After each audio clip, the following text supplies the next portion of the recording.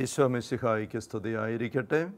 ഏതാനും വർഷങ്ങൾക്ക് മുൻപ് അട്ടപ്പാടി സെഹിയോൻ ധ്യാന കേന്ദ്രത്തിൽ വൈദികർക്കായി നടത്തപ്പെട്ട ധ്യാനത്തിൽ സംബന്ധിക്കുമ്പോൾ വ്യക്തിപരമായ പങ്കുവെക്കലിന് വേണ്ടി സ്പിരിച്വൽ ഷെയറിങ്ങിനായിട്ട് സമർപ്പിതയായ ഒരു സഹോദരിയുടെ പക്കൽ ചെന്നത് ഓർക്കുകയാണ്. ആ സഹോദരിയുടെ പക്കൽ ഞങ്ങൾ ഒരുമിച്ചിരുന്നു. ആ സഹോദരി എനിക്ക് വേണ്ടി അല്പസമയം പ്രാർത്ഥിച്ചു കഴിഞ്ഞ ഉടനെ ആ സഹോദരി പ്രാർത്ഥിക്കാൻ തുടങ്ങി. ഉടൻ തന്നെ കണ്ണുകൾ തുറന്ന് എന്നെ നോക്കിക്കൊണ്ട് ചോദിച്ചു, അച്ഛൻ എന്ത് പ്രത്യേക ശുശ്രൂഷയാണ് ചെയ്യുന്നത്? ഞാൻ പറഞ്ഞു, ഞാനൊരു ഇടവക വികാരിയാണ്. ഇടവകയിലെ ശുശ്രൂഷയെല്ലാം ചെയ്യുന്നുണ്ട്, അല്ലാതെ പ്രത്യേക ശുശ്രൂഷയൊന്നും ഞാൻ ചെയ്യുന്നില്ല. ആ സഹോദരി എന്നെ ഇങ്ങനെ നോക്കി ഒരു തൃപ്തി വ്യക്തത കിട്ടാത്ത പോലെ വീണ്ടും ഇങ്ങനെ പ്രാർത്ഥിച്ചു, കണ്ണടച്ച്, പിന്നെ ഓരോ കാര്യങ്ങളൊക്കെ ചോദിച്ചു. കുറച്ച് വീണ്ടും എന്നോട് ചോദിച്ചു, അച്ഛൻ എന്ത് ശുശ്രൂഷയാണ് ചെയ്യുന്നത് പ്രത്യേകമായിട്ട്?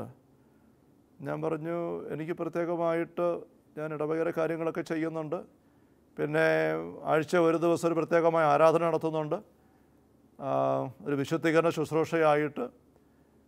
അതല്ലാതെ വേറെ ഒന്നുമില്ല. ഈ വിശുദ്ധീകരണ ശുശ്രൂഷ എങ്ങനെയാണ് നടത്തുക? സഹോദരി ചോദിക്കുകയാണ്. ഞാൻ പറഞ്ഞു, അതിന് കുർബാനയും വചനവും ആരാധനയും അതിനിടയിലൊരു ബഹിഷ്കരണ ശുശ്രൂഷയുണ്ട്. അഭിയുദ്ധ പിതാവുമായിട്ട് പറഞ്ഞിട്ട് ഞാനൊരു ലയോ 13 മാർപ്പാപ്പ എഴുതി തയ്യാറാക്കിയിരിക്കുന്ന ആ ഒരു പ്രാർത്ഥന ഉപയോഗിച്ച് പരസ്യമായിട്ട് ഒരുക്കപ്പെട്ട സമൂഹത്തെ വിടുതൽ ശുശ്രൂഷയിലൂടെ നയിക്കാറുണ്ട്. അത് കേട്ടപ്പോഴേ സഹോദരി പറയുകയാണ്, അച്ഛാ, അതാ ഞാൻ ആദ്യം മുതലേ ചോദിക്കുന്നത്, അച്ഛൻ എന്ത് പ്രത്യേക ശുശ്രൂഷ ചെയ്യുന്നതെന്ന്. ഞാൻ പറഞ്ഞു, സഹോദരി, എനിക്കത് മനസ്സിലായില്ല, ഇതൊരു പ്രത്യേക ശുശ്രൂഷയാണെന്ന് എനിക്ക് തിരിഞ്ഞില്ല. അപ്പോൾ സിസ്റ്റർ പറയാം, അച്ഛാ, അത് അച്ഛന് വേണ്ടി ഞാൻ പ്രാർത്ഥിക്കാൻ തുടങ്ങിയത് മുതൽ ഞാൻ കാണുന്നത് അച്ഛൻ്റെ നേർക്കിങ്ങനെ കുറേ വികൃതമായ പൈശാചിക ഭീകരരൂപികളായ അരൂപികൾ ഇങ്ങനെ കോപത്തോടെ പാഞ്ഞു വരുന്നു അച്ഛൻ്റെ പക്കലേക്ക്. പക്ഷേ അച്ഛനെ ആക്രമിക്കാൻ തൊടാൻ അവർക്ക് സാധിക്കുന്നില്ല. അച്ഛന് സംരക്ഷണം കിട്ടുന്നുണ്ട്, പക്ഷേ അച്ഛൻ ഞടുങ്ങുന്നുണ്ട്. ഞാൻ പറഞ്ഞു, സിസ്റ്റർ കണ്ടത് വളരെ ശരിയാണ്. ഒന്ന്, സിസ്റ്റർ കണ്ട കാര്യം, ഈ ബഹിഷ്കരണ ശുശ്രൂഷ ഇങ്ങനെ ഒരു ദിവസം ഞാനും ഫുള്ള് ഇരുന്ന് പ്രാർത്ഥിച്ചൊരുങ്ങും, ഉപവാസം എടുത്ത് ആ ദിവസം മുഴുവൻ ഇടവകയിൽ ഒരു ഗണം ആൾക്കാർ ഒരു 12 മണിക്കൂർ സമയം ദീപികാരുണ്യം എഴുന്നള്ളിച്ച് വെച്ച് പള്ളിയിൽ ആരാധിക്കും. അങ്ങനെ പ്രാർത്ഥിച്ചൊരുങ്ങിയിട്ട് പിറ്റേ ദിവസം നടത്തുന്ന ഈ ശുശ്രൂഷ, അതിനകത്ത് ഏറ്റവും മർമ്മ സ്ഥാനത്തുള്ളത് ഈ ബഹിഷ്കരണ പ്രാർത്ഥന ശുശ്രൂഷ തന്നെയാണ്. അപ്പോൾ സിസ്റ്റർ കണ്ട കാര്യം ശരിയാണ്. പിന്നെ എൻ്റെ നേർക്ക് ഇങ്ങനെ പാഞ്ഞു വരുന്ന ഈ പൈശാചിക രൂപങ്ങൾ അതെന്നെ ഉപദ്രവിക്കുന്നില്ല എന്ന് സിസ്റ്റർ കണ്ടു. ശരിയായിരിക്കാം. പക്ഷേ ഞാൻ ഞടുങ്ങുന്നതായിട്ട് സിസ്റ്റർ പറഞ്ഞത്, സിസ്റ്ററെ ഞാൻ ഓർക്കുകയാണ്. അപ്പോൾ ഞാൻ പെട്ടെന്ന് തന്നെ മനസ്സിലോർത്തു, ആ നാളുകളിൽ പല അവസരങ്ങളിലും രാത്രിയിൽ ഞാൻ എന്തെങ്കിലും ചെറിയ സ്വപ്നങ്ങൾ കണ്ട് ഭയന്ന് ഞടുങ്ങി വല്ലാണ്ടായി ഉണരുമായിരുന്നു. അത് കുറേ നാളുകളായിട്ട് അങ്ങ് സംഭവിക്കുന്നുണ്ടായിരുന്നു. എന്തുകൊണ്ടങ്ങ് സംഭവിക്കുന്നത് എനിക്കറിയത്തില്ല. പള്ളിമുറിയിൽ ഒറ്റയ്ക്കാണ്, പക്ഷേ വലിയ സ്വപ്നങ്ങളൊന്നുമല്ല, ചെറിയ എന്തെങ്കിലും സ്വപ്നങ്ങൾ. ഒരു സ്വപ്നം ഞാൻ അന്ന് കണ്ടത്, പള്ളിമുറിയുടെ പുറകുവശത്തുള്ള താഴത്തെ നിലയിൽ നിന്ന്, താഴത്തെ മുറ്റം താഴെയാണ്, മുറ്റത്തുനിന്നും പള്ളിമുറിയുടെ പുറകുവശത്തേക്ക് ഇങ്ങനെ കയറി വരാനായിട്ട് കുറേ സ്റ്റെപ്പുണ്ട്, ചെറിയ സ്റ്റെപ്പ്, പണ്ട് കുശിനിക്കാർ ഉപയോഗിച്ചിരുന്നതാണ്. ആ സ്റ്റെപ്പിലൂടെ ഏതോ ഒരു മനുഷ്യൻ ഇങ്ങനെ കയറി വന്നിട്ട് ഞാൻ കിടക്കുന്ന മുറിയുടെ പുറകുവശത്തുള്ള ജനാലയ്ക്കലേക്ക് വന്ന് ഇങ്ങനെ അകത്തേക്ക് നോക്കുന്നു. ഇത്രയേ ഉള്ളൂ സ്വപ്നം. പക്ഷേ ഈ സ്വപ്നം കണ്ട് ഞാൻ ഞടുങ്ങി ഉറക്കം തെളിഞ്ഞിട്ട് ഭയത്തിന് അടിപ്പെട്ട് ഇങ്ങനെ ഞാൻ കിടക്കുകയാണ്. അത് ഒരുപക്ഷെ അനുഭവിച്ചുള്ളവർക്കറിയാം. വല്ലാണ്ട് ഭയം കയറിക്കഴിഞ്ഞാൽ, നമുക്ക് ഉറക്കത്തിനിടയിൽ ഉറക്കം തെളിഞ്ഞു കഴിഞ്ഞാൽ പുതപ്പൊന്ന് വലിച്ചിടാനുള്ള ഒരു ധൈര്യം പോലും ഇല്ല. ശ്വാസം വിടാൻ പോലും തോന്നുന്നില്ല, പറ്റുന്നില്ല. കണ്ണ് തുറക്കാൻ പേടി, ശരീരം അല്പം പോലും അനക്കാൻ ധൈര്യമില്ല. അതുപോലെ ഭയന്ന് അരണ്ടു പോകുന്ന ഒരനുഭവം. അങ്ങനെ കുറേ നേരം ഇങ്ങനെ കിടന്നിട്ടാണ് പയ്യെ ഇച്ചിരി പരിശുബോധമൊക്കെ ഉണ്ടാക്കിയെടുത്തിട്ട് പയ്യെ പുതപ്പ് വലിച്ചിട്ട് തിരിഞ്ഞ് കിടന്നുറങ്ങുന്നത്. പക്ഷേ അത്രമാത്രം ഭയപ്പെടാനുള്ളൊരു കാരണം ഇല്ലതാനും. മറ്റൊരിക്കൽ കണ്ട സ്വപ്നം ആ ദിവസങ്ങളിൽ തന്നെ ഇതുപോലെ തന്നെ പള്ളിമുറിയുടെ മുൻവശത്ത് വരാന്തയിൽ ഒരു മനുഷ്യൻ കയറി വന്നിട്ട് ഇങ്ങനെ കതക് തുറക്കാനായിട്ട് നോക്കുന്നു. അത്രയും എന്താ കണ്ടുള്ളൂ. പക്ഷെ അപ്പോഴും ഞാനിങ്ങനെ പേടിച്ചരണ്ട് എണീറ്റ്. മറ്റൊരവസരത്തിൽ ആ നിലയുടെ സ്വപ്നം മനസ്സിൽ പതിഞ്ഞ് കിടക്കുന്നതാണ്. ഒരു പറമ്പിലൂടെ ഇങ്ങനെ നടന്നു പോകുമ്പോൾ ഇവിടെ ഒരു ഉപയോഗിക്കാത്ത ഒരു വാട്ടർ ടാങ്ക് പോലെ കുഴി കിടക്കുന്നു, കാട് പിടിച്ച് കിടക്കുകയാണ്. അതിൻ്റെ മുകളിൽ തിട്ടയിലൂടെ ഞാനിങ്ങനെ നടന്നു പോകുമ്പോൾ കുഴിയിലേക്ക് നോക്കുമ്പം അവിടെ എന്തോ ഇങ്ങനെ ഒരു കമ്പ് പോലെ കിടക്കുന്ന, ഒരു വാഴപ്പിണ്ടി പോലെ കിടക്കുന്ന എന്തോ ഒരു സാധനം. അത് ഞാൻ നടന്നങ്ങ് മുകളിൽ കൂടെ ചെല്ലുമ്പോൾ താഴെ കുഴിയിലാണെന്ന് കിടക്കുന്നത്. അത് പെട്ടെന്ന് അനങ്ങി നീങ്ങാൻ തുടങ്ങി. അതൊരു വലിയ പാമ്പായിരുന്നു. പാമ്പിനെ ഉപദ്രവിക്കാൻ വന്നില്ല, കടിക്കാൻ വന്നില്ല, എന്നൊക്കെ ചാടിയില്ല, ഒന്നുമില്ല, ഞാൻ ഓടിയില്ല. പക്ഷേ ഇത്രയും കണ്ടതേ ഉള്ളൂ. ഞാൻ ഉറക്കം തെളിഞ്ഞു, വല്ലാണ്ട് ഭയന്ന് പോയി. അപ്പോൾ ഞാൻ സിസ്റ്ററിനോട് പറഞ്ഞു, സിസ്റ്റർ പറഞ്ഞ ശരിയാണ്, എൻ്റെ നേർക്ക് ഇങ്ങനെ ആക്രമണങ്ങൾ ഉണ്ടാകുന്നു, അത് അച്ഛനെ ഉപദ്രവിക്കാൻ പറ്റുന്നില്ല അവയ്ക്ക്, പക്ഷേ അച്ഛൻ ഭയന്ന് പോകുന്നുണ്ട്. അത് ശരിയാ. സിസ്റ്റർ പറഞ്ഞു, ഞാൻ ചോദിച്ചു എന്നാ ചെയ്യേണ്ടത് ഇതിന് പ്രതിവിധി? അപ്പോൾ സിസ്റ്റർ പറഞ്ഞു, അച്ഛാ ഈശോ ചോദിക്കുന്നു, അച്ഛൻ എന്തുകൊണ്ടാണ് ഈശോ നൽകിയിരിക്കുന്ന ആയുധങ്ങളെല്ലാം ഉപയോഗിക്കാത്തത്? ഞാൻ ചോദിച്ചു, എന്ത് ആയുധങ്ങളാണ് ഞാനിനി ഉപയോഗിക്കാനുള്ളത്? പ്രാർത്ഥനയും ജപമാലയും ഇതൊക്കെ ഉപയോഗിക്കുന്നുണ്ടല്ലോ. സിസ്റ്റർ പ്രാർത്ഥിച്ചിട്ട് പറഞ്ഞു, വിശുദ്ധജലം തളിക്കുന്നുണ്ടോ അച്ഛൻ്റെ മുറിയിൽ? ഞാൻ പറഞ്ഞു, വിശുദ്ധജലം തളിക്കുന്നുണ്ട്, പള്ളിയിൽ, ഓഫീസിന്, ലതീഞ്ഞിന് അങ്ങനെയൊക്കെ തളിക്കും, അല്ലാതെ മുറിയിൽ തളിക്കാറില്ല. അപ്പോൾ സിസ്റ്റർ പറഞ്ഞു, അച്ഛാ ഈശോ പറയുന്നു എല്ലാ ദിവസവും അച്ഛൻ കിടക്കുന്ന പെരുമാറുന്ന മുറിയിൽ വിശുദ്ധജലം തളിക്കണം. പിന്നീട് അമ്മ ത്രേസ്യായുടെ ജീവചരിത്രം വായിച്ചു വന്നപ്പോൾ അവിടെ ഞാൻ കണ്ടു, വിശുദ്ധജലം തളിക്കുമ്പോൾ പിശാചുക്കൾ തീക്കൊള്ളി വീണതുപോലെ, അല്ല ആസിഡ് വീണതുപോലെ പൊള്ളി പലായനം ചെയ്യുന്നതായിട്ട്. അത്ര വലിയ പവർ ഹന്നാൻ വെള്ളത്തിന്, വിശുദ്ധജലത്തിന് ഉണ്ട് എന്ന് അമ്മ ത്രേസ്യ നല്ലപോലെ ജീവചരിത്രത്തിൽ എഴുതിയിട്ടുണ്ട്. അപ്പം സിസ്റ്റർ പറഞ്ഞു, അച്ഛൻ ഇങ്ങനെ ചെയ്യണമെന്ന് ഈശോ ആവശ്യപ്പെടുന്നു. സ്നേഹമുള്ളവരെ, ഞാൻ ആ ധ്യാനം കഴിഞ്ഞ് വന്ന അന്ന് മുതൽ ഇതുവരെയും ഞാൻ കിടക്കുന്ന മുറിയിൽ രാത്രി കിടക്കുന്നതിന് മുമ്പ് അവസാനം ചെയ്യുന്നൊരു കാര്യം പ്രാർത്ഥിച്ചിട്ട് വിശുദ്ധജലം തളിക്കുക എന്നുള്ളതാണ്. ഇനി എവിടെ യാത്ര പോയാലും ഈ വിശുദ്ധജലവുമായിട്ട് ഞാൻ പോവുകയുള്ളൂ.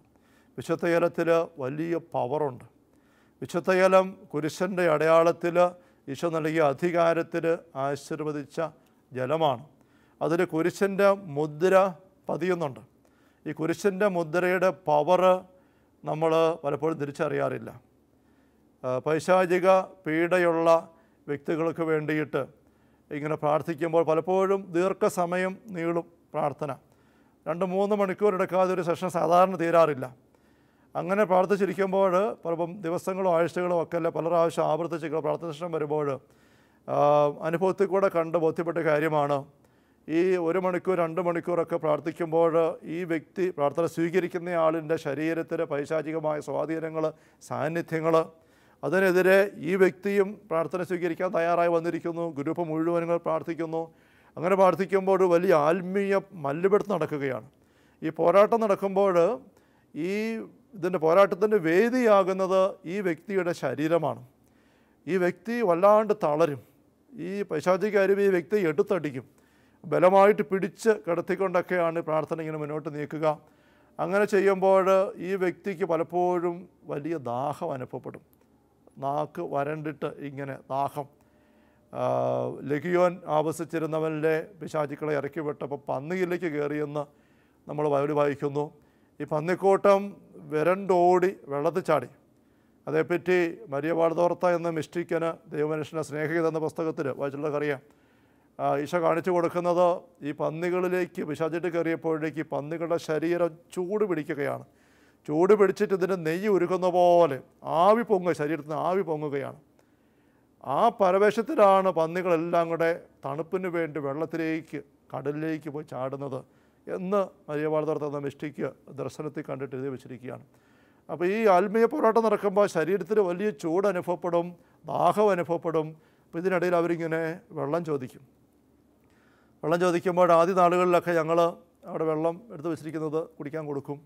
അങ്ങനെ കൊടുക്കുമ്പോൾ അനുഭവത്തിൽ കണ്ടൊരു കാര്യം, പ്രാർത്ഥിച്ച് 1 മണിക്കൂറല്ല 1.5 മണിക്കൂർ പ്രാർത്ഥിച്ച് അതുവഴിയായിട്ട് ഈ പ്രാർത്ഥന ആരംഭിച്ചപ്പോഴുണ്ടായിരുന്ന ബന്ധനാവസ്ഥ കുറേ ഒതുങ്ങി വിടുതലിലേക്ക് വന്ന് സാമാന്യമൊക്കെ ഒന്ന് ശാന്തതയിലേക്കൊക്കെ വന്നിങ്ങനെ ഒരു 40% 50% ഒക്കെ ഒന്ന് ഒതുങ്ങി വന്ന അവസ്ഥയിലായിരിക്കാം ഈ വെള്ളമെടുക്കുന്നത്. പക്ഷേ ആ വെള്ളം അങ്ങ് കൊടുത്തു കഴിയുമ്പോൾ, കുടിച്ചു കഴിയുമ്പോഴേക്കും ഈ 40-50% വിടുതലായത് വീണ്ടും പുറകോട്ട് പോയിട്ട് 10%, 20% അല്ല 30%ലേക്ക് പുറകോട്ട് പോവുകയാണ്. ഈ വ്യക്തിയിലുള്ള തിന്മയുടെ സാന്നിധ്യം ബലപ്പെടുകയാണ്, മല്ല് കൂടുകയാണ്. ഇങ്ങനത്തെ അനുഭവം കണ്ടപ്പോൾ ആദ്യം ഞങ്ങൾ ആശ്ചര്യപ്പെട്ട് എന്താണെന്നുള്ളത്. പിന്നീട് ഈ ശുശ്രൂഷയിൽ ഇങ്ങനെ അനുഭവം ഉള്ളതിൻ്റെ വ്യക്തികളിൽ നിന്നും ഞങ്ങൾ മനസ്സിലാക്കി, ഈ ശുശ്രൂഷ ആരംഭിച്ച് മുന്നോട്ട് നീങ്ങുമ്പോൾ അതിനിടയിൽ വെള്ളം കൊടുക്കേണ്ടി വന്നാൽ ആ വെള്ളം ഒന്ന് പ്രാർത്ഥിച്ചിട്ടേ കൊടുക്കാവൂ. കുരിശിൻ്റെ ഒരു അടയാളം വരച്ച് വെഞ്ചരിച്ചിട്ടേ കൊടുക്കാവുള്ളൂ. അത് അച്ഛൻ വെഞ്ചരിക്കണം നിർബന്ധമൊന്നുമില്ല. ശുശ്രൂഷകരെടുത്തുകൊണ്ട് വരുന്ന വഴിക്ക് അവർ കൈകൊണ്ട് കുരിശിൻ്റെ അടയാളം വരച്ചാൽ മതി. അവിടെ ആ വെള്ളത്തിൻ്റെ മേൽ കുരിശിൻ്റെ മുദ്ര പതിയും, കുരിശിൻ്റെ ശക്തി അവയുടെ മേൽ വരും. കുരിശിൻ്റെ ഒരു അടയാളം വരയ്ക്കുമ്പോൾ തന്നെ ആ കുരിശിൽ കലർന്ന കുതിർന്നിറങ്ങിയ തിരുരക്തം ആ വെള്ളത്തിലേക്ക് വരികയാണ്. തിരുരക്തം കലർന്ന വെള്ളമായിട്ടത് മാറുകയാണ്. അതുകൊണ്ടാണ് ഹന്നാഞ്ചലം വെള്ളം തളിക്കുമ്പോൾ ഇത്ര വലിയ ശക്തി അവിടെ പ്രകടമാകുന്നത്. കുരിശിൻ്റെ മുദ്ര വഴി ആ വെള്ളത്തിൻ്റെ മേൽ ആ കുരിശിൽ നിറഞ്ഞ, കുരിശിൽ ഒഴുകിയിറങ്ങിയ ഈശോയുടെ തിരുരക്തത്തിൻ്റെ അഭിഷേകം വരികയാണ്. കുരിശിൻ്റെ അടയാളം നമുക്ക് വലിയ സംരക്ഷണമാണ്. നമ്മുടെ കേരളക്കരയിൽ, മലയാള നാട്ടിൽ, ഒരുപക്ഷെ മലയാള നാട്ടിൽ മാത്രം ഉപയോഗിക്കുന്ന ഒരു ബഹിഷ്കരണ പ്രാർത്ഥനയാണ് വലിയ കുരിശടയാളം. വിശുദ്ധ കുരിശിൻ്റെ അടയാളത്താലെ ഞങ്ങളുടെ ശത്രുക്കളിൽ നിന്നും ഞങ്ങളെ രക്ഷിക്കുക ഞങ്ങളുടെ തമ്പുരാനെ, പിതാവിൻ്റെയും പുത്രൻ്റെയും പരിശുദ്ധാത്മാവിൻ്റെയും നാമത്തിൽ. ഇതൊരു ബഹിഷ്കരണ പ്രാർത്ഥനയാണ്, ഡെലിവറൻസ് പ്രയറാണ്. കുരിശിൻ്റെ അടയാളം ആഘോഷമായിട്ട് 3 പ്രാവശ്യം, പിന്നെ ഒരിക്കൽ നാലാമത് വലുതായിട്ടും നമ്മുടെ മേൽ പതിച്ചിട്ട് ഒരൊറ്റ കാര്യമേ നമ്മൾ ആവശ്യപ്പെടുന്നുള്ളൂ, ഞങ്ങളുടെ ശത്രുക്കൾ ഞങ്ങളെ രക്ഷിക്കണമേ. ശത്രുവെന്ന് പറയുന്നത് വിശുദ്ധ ഗ്രന്ഥം നമ്മൾ കണ്ടതാണ്, അത് പിശാചാണ്, വേറെ ശത്രു നമുക്കില്ല. അപ്പോൾ കുരിശിൻ്റെ സംരക്ഷണം നമ്മൾ ആഘോഷമായിട്ട് എടുക്കുകയാണ്. ഇത് നമ്മുടെ മലയാളക്കരയിൽ നമ്മുടെ കാരണവന്മാർ അവരുടെ ആത്മജീവിതത്തിൽ തിരിച്ചറിഞ്ഞ് സ്വന്തമാക്കിയെടുത്തതാണ്. പുറത്ത് മറ്റ് സ്ഥലങ്ങളിൽ, ഭാഷകളിലൊക്കെ ഇങ്ങനത്തെ ഒരു വലിയ കുരിശടയാളം വരയ്ക്കൽ ഞാൻ ഇതുവരെ സത്യപ്പെട്ടിട്ടില്ല. ഇത് നമ്മുടെ നാടിൻ്റെ പ്രത്യേക പൈതൃകമാണ്, കുരിശിൻ്റെ മുദ്ര. നമ്മൾ സിറോ മലബാർ കുർബാനയിൽ, എല്ലാ കുർബാനയിലും കുരിശിൻ്റെ അടയാളം എപ്പോഴും വളരെ പ്രസക്തമാണ്. സിറോ മലബാർ കുർബാനയിൽ ഞായറാഴ്ചത്തെ പ്രാർത്ഥന, കുർബാനയിൽ അവസാനത്തെ സമാപന ആശീർവാദ പ്രാർത്ഥന, കാലമനുസരിച്ചുള്ളതല്ലാതെ ഉപയോഗിക്കുന്ന പ്രാർത്ഥനയിൽ അവസാനം പാടി നിർത്തുന്നത് കുരിശടയാളം വഴിയായി നാം സംരക്ഷിതരായി തീരട്ടെ, മുദ്രിതരായി ഭവിക്കട്ടെ. അപ്പോൾ കുരിശിൻ്റെ മുദ്രയ്ക്ക് കീഴ്പ്പെടുത്തി ആ മുദ്ര സീല് വെച്ചിട്ടാണ് ജനത്തെ സഭ ജീവിത വഴികളിലേക്ക്, ആ പുതിയ ആഴ്ചയിലേക്ക് പള്ളിയിൽ നിന്ന് ഇറക്കി വിടുക. ചിലപ്പോഴൊക്കെ ഞാൻ കുർബാന കഴിഞ്ഞ് ഞായറാഴ്ച സമയം പോയി എന്നൊക്കെ പറഞ്ഞുകൊണ്ട് പള്ളിയിൽ നിന്ന് കുർബാന സ്വീകരണം കഴിയുമ്പോഴോ കുർബാന സ്വീകരണം ആരംഭിക്കുമ്പോഴൊക്കെ ഇറങ്ങിപ്പോകുന്ന സഹോദരനോട് ഞാൻ പറയും, സ്നേഹമുള്ള മക്കളെ, അങ്ങനെ ചെയ്യരുത്. നമുക്ക് തമ്പുരാൻ തന്നുവിടുന്ന വലിയൊരു സംരക്ഷണ മുദ്രയാണ് അവസാനത്തെ ആശീർവാദം. അത് ഉള്ളറിഞ്ഞ് എടുത്തുകൊണ്ട് വേണം പുറത്തേക്ക് ഇറങ്ങാൻ. കുരിശടയാളം വഴിയായി നാം സംരക്ഷിതരായി തീരട്ടെ എന്ന് പറയുമ്പോൾ ആ സംരക്ഷണം ഏതെങ്കിലും കടിക്കാൻ വരുന്ന പട്ടിയിൽ നിന്നോ, പേപ്പട്ടിയിൽ നിന്നോ, കുത്താൻ പറയുന്ന കന്നുകാലിൽ നിന്നോ ഒന്നുകൂടെ സംരക്ഷണമല്ല. കുരിശൻ്റെ മുദ്ര പ്രതീക വഴി നമുക്ക് കിട്ടുന്ന സംരക്ഷണം പൈശാചിക ശക്തികളിൽ നിന്നുള്ള സംരക്ഷണമാണ്. കുരിശൻ്റെ ഈ ശക്തി നമ്മൾ അറിയണം. നമ്മുടെ മേൽ തന്നെ നമ്മൾ കുരിശടയാളം വരച്ചുകൊണ്ട് പ്രാർത്ഥിക്കണം. ചിലപ്പോഴൊക്കെ ആളുകൾ പശുവിന് പാല് പെട്ടെന്ന് കുറഞ്ഞു പോയി, പശു കറപ്പിക്കുന്നില്ല, ചുരത്തുന്നില്ല, അല്ലെങ്കിൽ അസുഖമായിട്ട് കിടക്കുന്ന വെള്ളം കുടിക്കുന്നില്ല, അതുകൊണ്ട് അച്ഛാ ഈ ഉപ്പൊന്ന് വ്യഞ്ചരിച്ച് തരാവോ, ഈ കയറൊന്ന് വ്യഞ്ചരിച്ച് തരാവോ എന്നൊക്കെ ചോദിച്ചുകൊണ്ട് വരുമ്പോൾ ആദ്യ നാളുകളിലൊക്കെ ഞാൻ ശരിക്കും ഉള്ളുകൊണ്ട് ശങ്കിച്ചിട്ടുണ്ട്. ഞാനിങ്ങനെ പ്രാർത്ഥിച്ചു കൊടുത്താൽ പശു കൊണ്ടോ എണീക്കുമോ, ഉറപ്പില്ല. പിന്നെ ഇവരിങ്ങനെ നിൽക്കുമ്പോൾ എന്നാ ചെയ്യുന്നത്, അതുകൊണ്ട് ഇങ്ങനെ പ്രാർത്ഥിക്കും. പക്ഷെ പിന്നീട് അനുഭവത്തിൽ ഞാൻ കണ്ടു, പ്രത്യേകിച്ചും ഈ ബഹിഷ്കരണ പ്രാർത്ഥനകളിൽ കുരിശടയാളം വരച്ച് ഒരു ഗ്ലാസ് വെള്ളം കൊടുക്കുമ്പോൾ പോലും ആ വെള്ളത്തിൽ വരുന്ന വ്യത്യാസം അനുഭവത്തിൽ കണ്ടപ്പം എനിക്കിതും ബോധ്യമായി.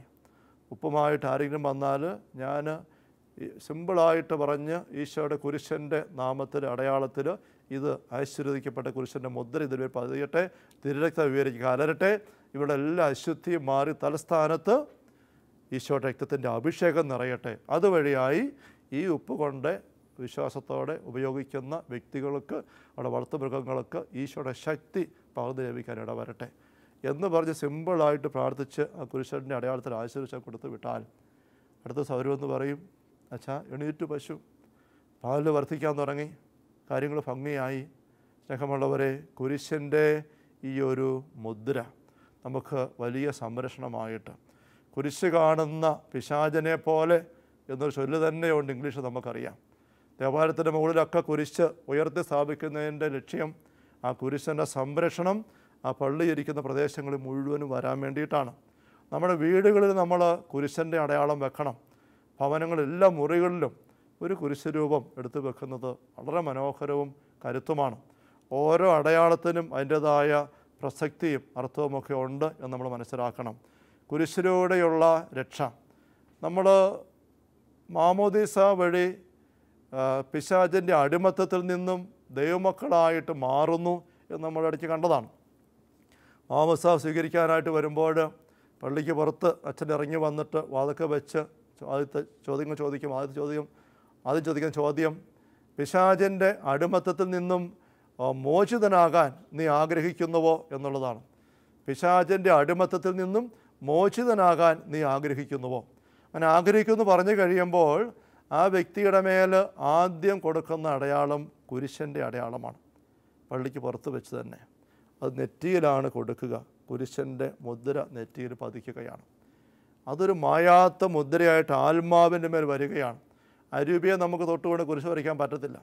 അതുകൊണ്ട് നമ്മൾ ഏറ്റവും മർമ്മ സ്ഥാനമായിട്ട് നമ്മുടെ ഈ തിരുനെറ്റിയിൽ ആ കുരിശൻ്റെ മുദ്ര പ്രാർത്ഥിച്ച തൈലം കൊണ്ട് വൈദികൻ കുദാശയുടെ ആരംഭത്തിൽ വരച്ചു തരുന്നു. പിന്നീട് അത് ചങ്കത്ത് വരച്ച് ആഴപ്പെടുത്തുന്നു. പിന്നെ വീണ്ടും തൈലാഭിഷേകം തൈലാവനം സ്വീകരിക്കുമ്പോൾ നെറ്റിയിൽ വീണ്ടും പതിക്കുന്നു.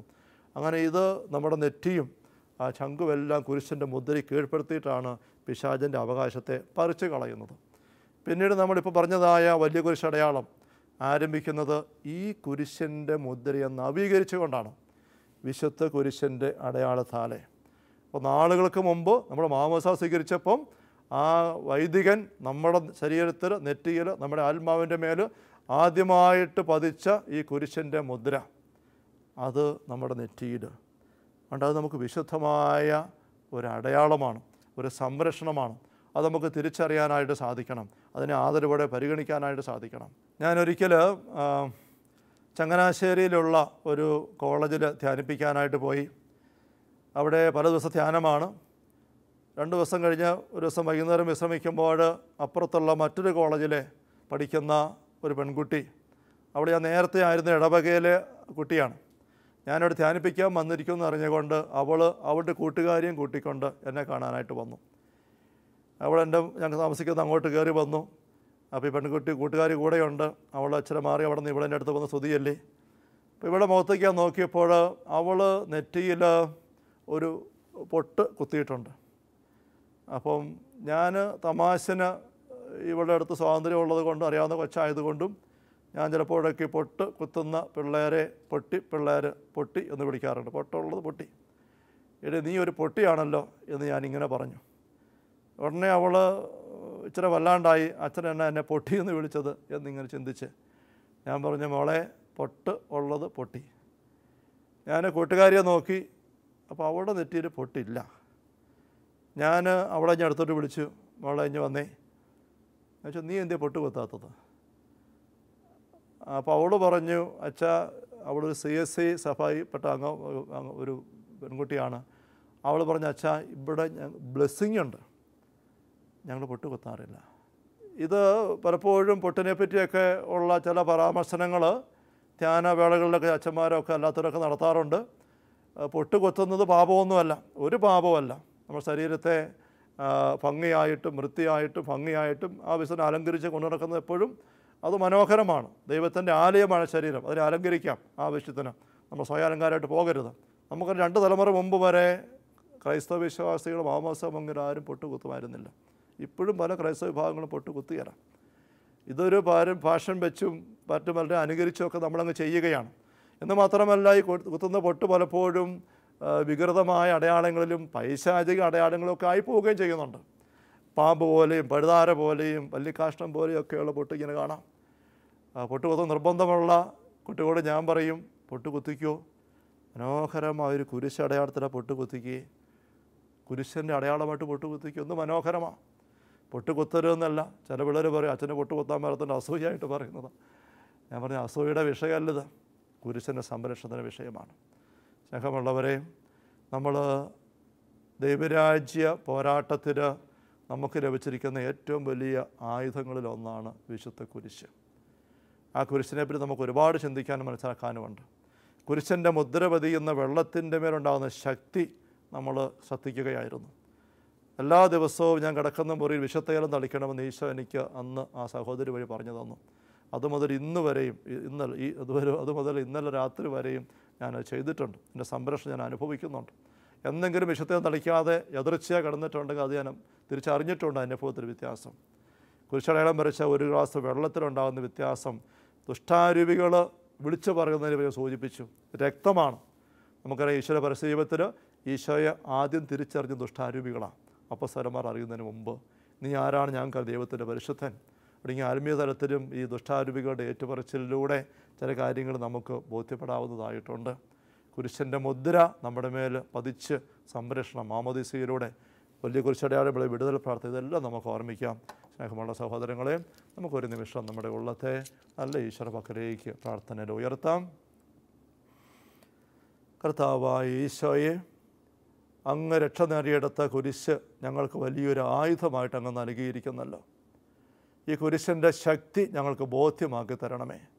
കുരിശിൻ്റെ മുദ്ര എന്നും ബോധ്യത്തോടും അഭിമാനത്തോടും കൂടി അണിഞ്ഞ് അതിൻ്റെ തണലിൽ വസിക്കുവാൻ ഞങ്ങൾ ഓരോരുത്തരെയും സഹായിക്കണമേ. ഈ കുരിശടയാളത്തെ അവഗണിച്ചുകൊണ്ട് പോയ നിമിഷങ്ങളെക്കുറിച്ചൊക്കെ ഞങ്ങൾ മാപ്പ് ചോദിക്കുന്നു. കർത്താവേ, മാമോദീസയിലൂടെ പിശാചിൻ്റെ അടിമത്തത്തിൽ ഞങ്ങളെ വീണ്ടെടുത്ത ഈ കുരിശിൻ്റെ മുദ്രയെ ഞങ്ങളെന്നും ആദരവോടെ സൂക്ഷിച്ചു കൊള്ളാം, സ്വീകരിച്ചു കൊള്ളാം. ഈ കുരിശിനെ ഓർത്ത് ഞങ്ങൾ അങ്ങേക്ക് നന്ദി പറയുന്നു.